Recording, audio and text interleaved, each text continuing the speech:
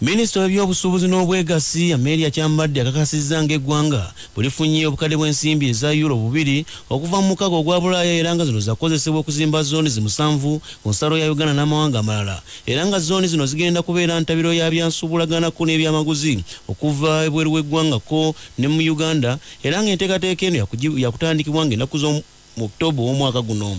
Enteekateeka eno okusinziira ku minisitule avunaanyizibwa ku nsonga z'ebyamakolero wano mu ggwanga agamba nti zigenda kubanga zooni zino zizimbibwa mu bitundu 7 era nga ebitundu bino kuliko Massafu, Ebusia ku nsalo ya Uganda ne Kenya, Katuna mu Kabale, Eregu mu Amuru, Mpondwe ku nsalo y'e Kasese, Namisindwa, Lwakaakako n'ensalo endala nnyingi nnyo era ng'enteekateeka eno enaatera n'okutandikibwa. Sinziira ku minisita agamba nti enteekateeka eno egendereddwamu okulaba nga bazimba ebifo wanatuuka nga ebyamaguzi okuva wabweru w'eggwanga era nga bino byonna bijja kubanga byekennenyerezebwawo. Kyokka ng'agamba nti wagenda kuteekebwawo n'obutale obw'amaanyi abantu obanatuusizanga ebyamaguzi byabwe olwo ate obutale buno bubayambeko ku bantu ab'enjawulo abanaasuubula ate babyongereyo.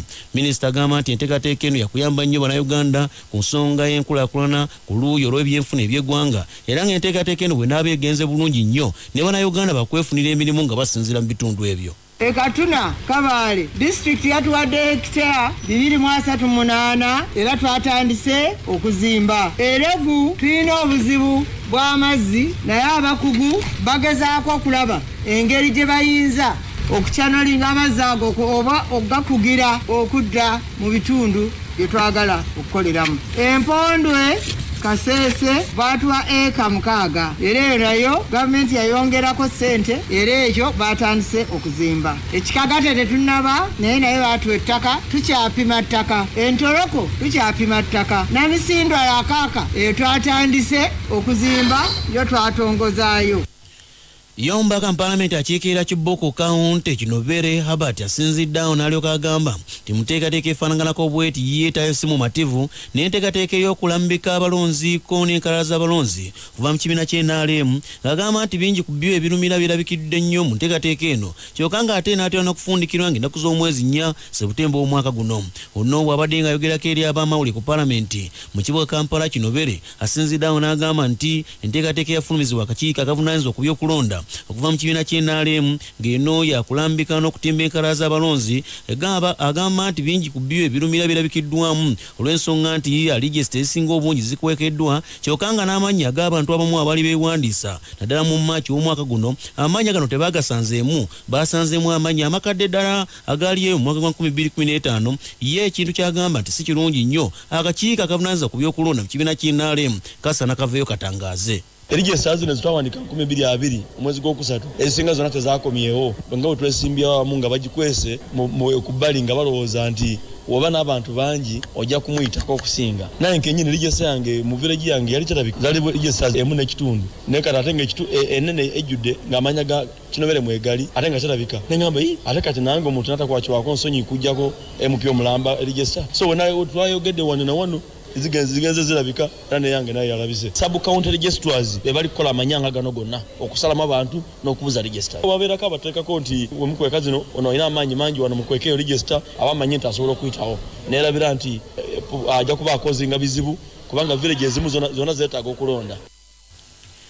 Uganda People's Defence Force ejeerya eggwanga litisiza nga buligenda okuyita abajaasi bonna abaali baweebwa ababaka mu Parliament bannakibiina ky'NRM nga bakumi baabwe naddala mu kaseera kano bakomezebwa mu barracks olw'ensonga nti abajaasi bonna batandise n'okubayingiza mu by'obufuzi ekintu ekimenyezza ddala amateeka. Bino byonna birabikidde mu kiwandiiko ekifulumiziddwa mu ttuntu lya leero omwogezi w'ejeerya PDF Brigadier General Flavia Byekwaso era nga bino byonna byategeeza Radio Simba mboozi yakafubo gy'abaddemu nayo.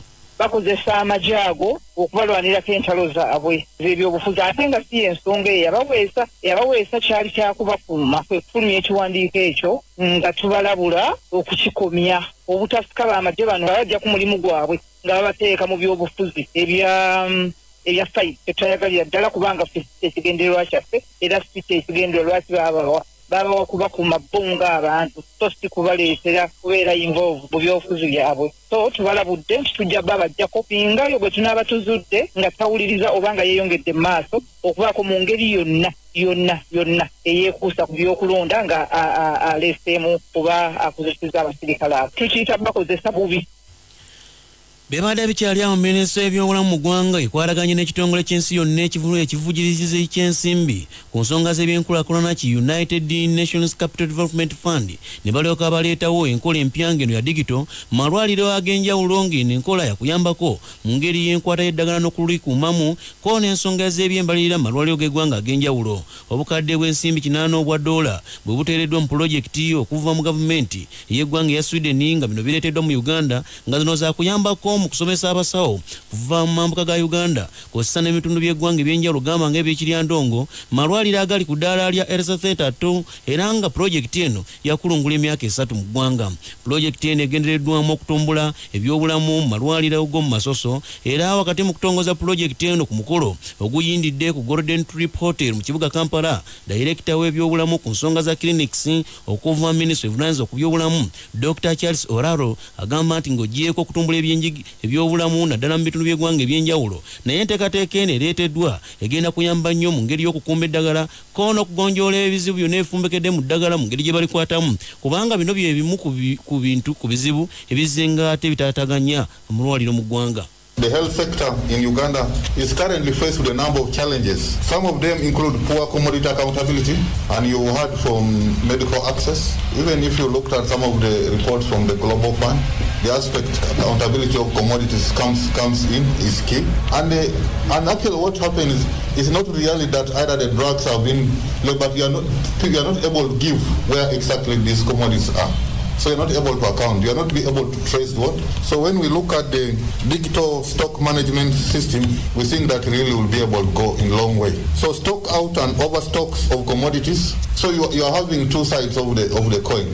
At one point you are overstocked, at the other side you are what? Understocked. Ye omukugu ku nsonga za digito okuva mu kibiina ky'ensi yonna ki United Nations Capital Development Fund Julio Marikane asinzirawo n'agamba nti enteekateeka eno bw'enaaba ereeteddwa egenda kuyambira ddala amalwaliro ku nsonga z'ebyeddagala ko n'ensonga ze banaakuumangamu ebiwandiiko by'eddwaliro mu nteekateeka ey'omulembe ng'era enkola eno egenda kutambulira mu nkola eya digito yennyini. The health facility, what the store manager does is to manage the inventory of drugs and medical supply. How this will work is actually working to change from paper-based to electronic-based. So every time a drug is actually going outside the store, it needs to be updated in the system. And by doing so, it will provide visibility to the DHOs as well as to the central warehouse, and which will help them to manage the supply chain effectively by pushing the right amount of drugs from the central location to the health facilities.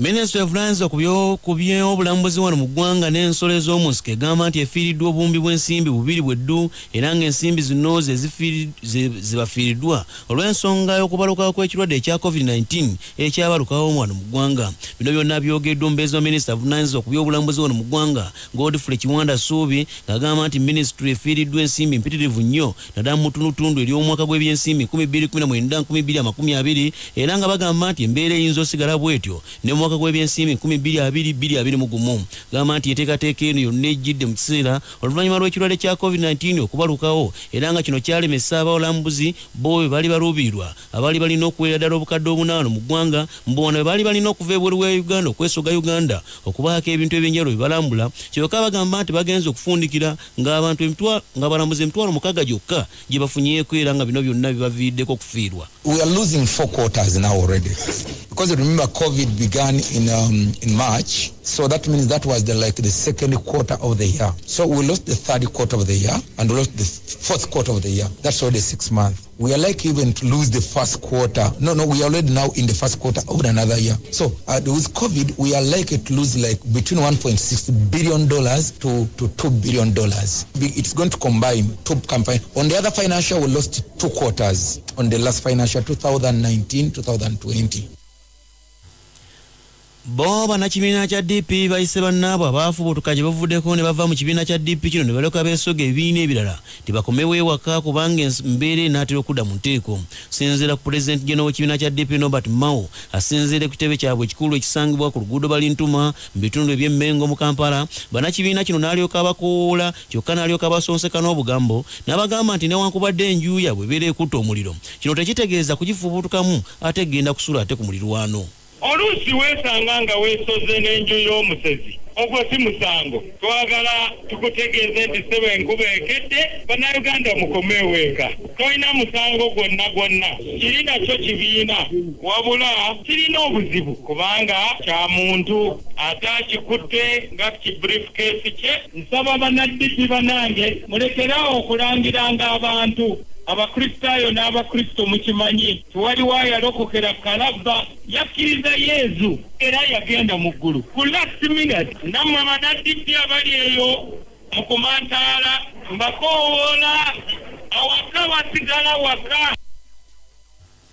President General w'ekibiina kya DP bw'asinziddeawo n'alyoka alangira waliwo ne bannakibiina ky'ennaale mu nnaku lwaleero bayaniriza era nga nabano beesoze ekibiina kya DP era nga bw'owulira agamba kadi yino yatulwanirira human rights dembe y'obuntu constitutionalism and rule of law. Gavumenti erina okutambulira ku mateeka si bino abapoliisi bye bagamba kutukukutte lwakuba ogaanye okugondera ebiragiro bya pulezidenti. Ebiragiro bya pulezidenti si mateeka, ffe tugondera rule of law. Ekyokusatu tulwanirira bwenkanya justice for all. Ekyokuna good and democratic governance. Gavumenti erina okwesigama ku maanyi g'abantu. Ekyokutaano fighting corruption and nepotism. Bano abamugamba obuli bw'enguzi ffe mu DP twavaawo tugamba obubbi si buli bw'enguzi tetujja kufuuyira perfume ku kintu ng'ekyo nga kino. Nepotism bambi obusosoze bwa Kabila. Lord Mayor Elias Lukwago w'ekibuga Kampala ono si mumativu n'enteekateeka ya gavumenti gye yalangiridde nga bannayuganda banaagala okwekebeza ekirwadde kya COVID-19 bwe banaakwatanga mu ndyango ezaabwe olwo balyoke bagende mu malwaliro basasuleyo ensimbi ez'okwekebeza ekirwadde kino. Agamba nti buno obuvunaanyizibwa bwa gavumenti bwennyini okulondoola okukeberaku n'okujjanjaba abantu bonna ababeera basangiddwa n'ekirwadde kyonna, kubanga bino byonna bivunaanyizibwa ku gavumenti. Munnayuganda wabanga ali mu mbeera nnungi era nga n'obulamu bwe tebuteredde entende. Lord Mayor Elias Lukwago kwogera bino byonna asinzidde ku State Hall mu lukuŋŋaana lw'Amawulire lwakubye oluuyi olwo. We are doing our best as leaders to encourage people to do voluntary testing. People were skeptical about this testing because they don't trust this government. But we are trying to instill confidence in them that please, it's for the good of ourselves, it's for the good of all of you. Please, let us do the testing. Slowly, we are making progress in that direction in convincing people to go for voluntary testing. Now you are bringing prohibitive figures, 240,000 Uganda shillings. Who can afford that? Except a selected few who are in the high end of Kampala. But the urban poor, those who are in the markets, borders, in arcades, in what people cannot afford. So they are just going to aggravate the situation in Kampala here. That in Uganda should pay. People are just struggling to recover from vagaries of the lockdown. And now you are telling them, please, if you want to come for a test, you have to pay, you have to cough 240,000. We invite the Ministry of Health to revise that policy so they can get monies from elsewhere. If they could go to Parliament and get a supplementary budget for things which are not so critical. Olukiiko olutaba nabbi n'abatume olwa Apostles and Prophets Association siri mumativu n'engeri omukago okugatta enzikiriza ogwa Interreligious Council yewukutemu ensonga z'okwekenneenya emitendera egy'enjawulo giyitibwamu egyo egyalangirwa gavumenti gye buvuddeko nti gino gye bagenda okuyitamu okugulamu amasinzizo gonna singa babeera bamaze okusomesebwa obulungi. Bano bagamba nti bakizudde nga waliwo okusomesebwa kw'abannaddiini n'enzikiriza ezitali zimu mu ggwanga okubadde kuyindayinda mu bitundu by'eggwanga eby'enjawulo, kyokka nga ate waliwo abantu babuusizza amaaso ekintu ekibakalubiridde era nga bagamba nti balina n'okutya okutagambika nti ebiseera eby'okugulawo amasinzizo binaatuuka. Abamu ku basumba abatasomeseddwa bandifundikira nga amasinzizo gaabwe tegaguddwawo. Okungubaga okw'engeri ng'eno mu maaso ga bannamawulire gye boogeredde bino era nga Nabbi Bright Muyingo gy'asinzidde n'alyoka yemulugunya ku nsonga eno. Naye nenyamira mu bunda yange nga Nabbi Bright eri abasumba be basindika eri abasumba bannaabwe ne batatuusaako information oba ne batatuusa information eri abasumba abamu ssaawa zino baali unaware, tebamanyi na kimu, tebamanyi biki bigenda okwetaagisa. Naye nga abasumba abo beemanyi, abaafuna information abagimanyi obulungi, balina zi TV, balina zi radios, balina emikutu kwonna kwe babasobola okuyitira abasumba okubagamba ebyo bye baatulagira oba bye tulagiddwa nga amasinzizo. N'olwekyo nkubiriza abasumba abawulira eddoboozi lino okunoonya wa ambulera mwogwa ofune okusomesebwa biki ebyetaagibwa kubanga amazima bajja kulangira okugulawo ng'ogenda ogulewo ng'olowooza nti olunaku lutuuse bajje RDC oba RCC kubuuze ebyetaagibwa nga tobirina. Joshua Kitakule Sabawandiisi wa Interreligious Council naye wasinziddawo n'alyoka yanukula nabbi ono. Tesera mutena bwe tukugidde nti tojja tukusemese kati nga Kibuli baatutuukirira waliwo amakanisa agali independent nga tigali member ba Interreligious Council of Uganda ate ekyokubiri certificate abakulembeze babadde bagaba ya kulaga abo abasomye naye ffe nga IRC tulina buyinza buggulawo masinzizo nti bonna abaagala okujja nga baagala tuba supporting kusomesa abantu baabwe baagala okutegeera kiki tulina okuyitamu okulaba nga supporting abantu baleme kuspreadinga bulwadde nga bali mu kanisa bali mu nsinzizo oba mu muzigiti oba bali weru waabo ffe tujja tubetefutufu okuba supportinga. Verax Group eno nga kampuni ekozi y'amadinisa era eno olunaku olwaleero ekwataganya wamu n'ekitongole ekivunaanyizibwa ku nsolo ez'omu nsiko mu ngeri y'okuvujiriramu ensimbi ki Wildlife Fund era ne babaako n'enteekateeka enjawulo gye baleese ngeno yakuzzawo obutonde okwetula Uganda yonna. Enteekateeka eno ejjidde mu kiseera oluvannyuma lw'obutonde mu ggwanga okujja nga buliiguulwa n'okwonooneka nga bugenda bwonooneka mu bitundu by'eggwanga eby'enjawulo era nga bagamba nti bino byonna biviiriddeko eggwanga ate okubeera mu matiga gatagambika. Bano beeyamye nga bayita mu nteekateeka yabwe gye batuumye lifetime carbon neutral. Enteekateeka eno bagamba nti oba naaweereza emyaka 10 mu ggwanga mu mwaka wa 2041 enteekateeka eno bajja kuba nga bagiteekeseza mu nkola ne projekiti ez'enjawulo nga bazitadde mu nkola mu ngera nga bino byonna bakutandikira mu bugwanjuba bwa Uganda bibyoke bibune ebitundu by'eggwanga eby'enjawulo. Lifetime carbon neutral enteekateeka eno egendereddwamu nga bakwataganyewo ekitongole kino ki Verax Group kikwataganyewamu ne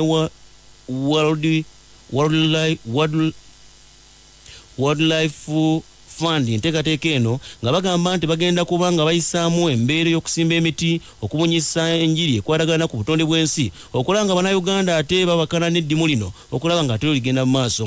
Bino byonna byogeddwa avunaanyizibwa ku by'empuliziganya okuva mu kitongole kino ki Rita kyategeka era bino byayogedde. Tusanyuse nnyo okulaba nga Verax Group evuddeyo ekwatagane wamu ne WWF tusobole okutaasa obutonde era nga partnership eno egenda kulungulira ddala emyaka 21. Tusaba businesses endala nazo ziveeyo zitwegatteko kuba tukimanyi bulungi nti businesses zonna ziyimiriddewo ku butonde zifuna amazzi zifuna raw materials endala ne bwe ziba tezifunye raw materials obutonde okubeera obulungi kitegeeza abantu balamu bulungi. Abantu bwe babeera abalamu kitegeeza bajja kugula ebintu byemukola obulungi ennyo giyite consumption naye n'abakozi nabo bajja kubeera balamu bulungi nnyo productivity yaabwe ebeere waggulu.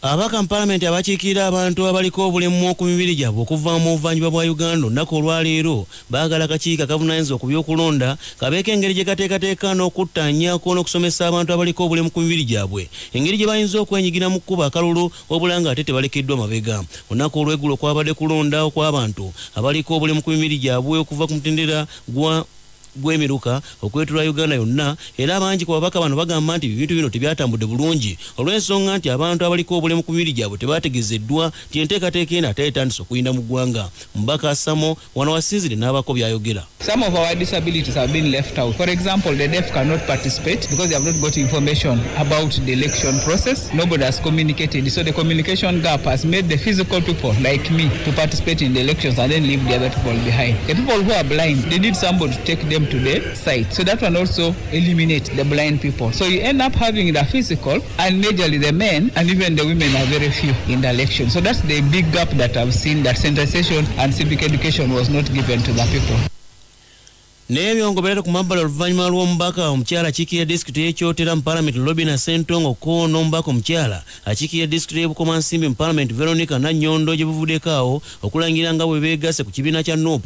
Kyokka olunaku olwaleero omu ku babaka bano akomezaawo empapula ze n'alyoka azitwala ku kitebe ekikulu ekya DP ng'agamba nti ye kakati akyuse azzeewo mu kibiina kya DP okuvuganya ku tiketi ya DP yennyini. Sinziira ku nsonda ezeesigika ku nsonda ezeesigika okuva mu kibiina kya DP. Secretary General w'ekibiina kino Dr. Gerald Siranda asinziddewo n'agamba nti Ssentongo ono olunaku olwaliro akomezzaawo empapula ze era ng'ayagala kuvuganya akwate bendera y'ekibiina kya DP kubaka omukyala owa Kyotera era nga bino byonna byagala bibeerewo mu mwaka gwa 2021. Agamba nti alina n'ebirala era amawulire ageesigika nga Veronica Nannyondo era nga noono yasaladde eddiiro neyeesogga ekibiina kya NUP nga bw'agenda ate naye okuzzayo empapula ate mu kibiina kya DP era nga bano abaka kigambibwa nti bandiba nga baakubye eddenkyukira ne badda mu kibiina kya DP. Radio Simba esobodde okwogerako n'omubaka mu palamenti owa Kyotera Robina Ssentongo n'ategeeza bino.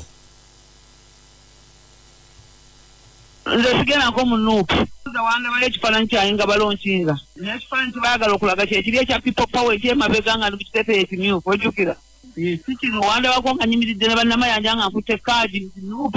Nze sivanga mu Democratic Party mu DP vanga nze personality yange nga teyinza kukyukakyuka bwetyo ate NUP ate DP no nkolako kimu nze ndi wa Democratic mulowooza nti nagenda ate nga nze sigendanga kati simanyi nange mpapula ziriwa eza NUP sizifunanga konze nazzaayo za people power no nafuna za people power era nenzizzaayo ndi wa DP stroke people power.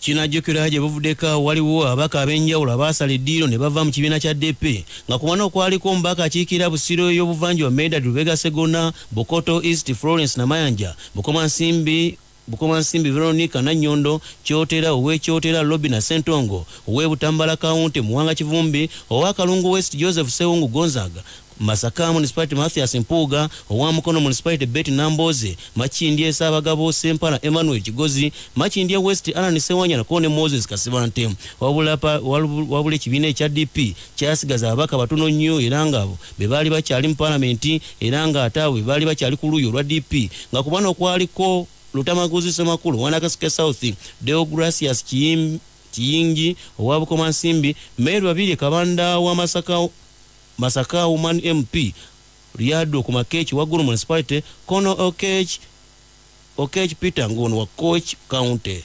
Amajani ga Uganda gongedde okuyaayaanira wabweru w'eggwanga.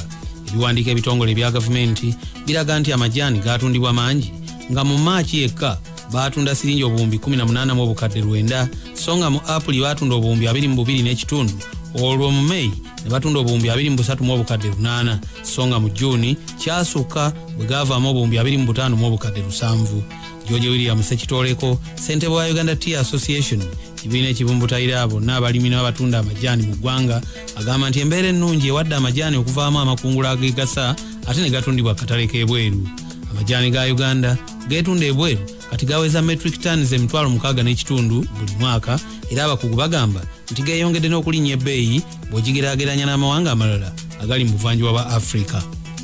Star Times etongoza omukutu Star Go Channel guno nga gwa kutundirwako ebyamaguzi mu nkola ya e-shopping eno nga ya teknologiya era nga tewali na nsimbi za intaneti zinasasuzibwa kasitoma.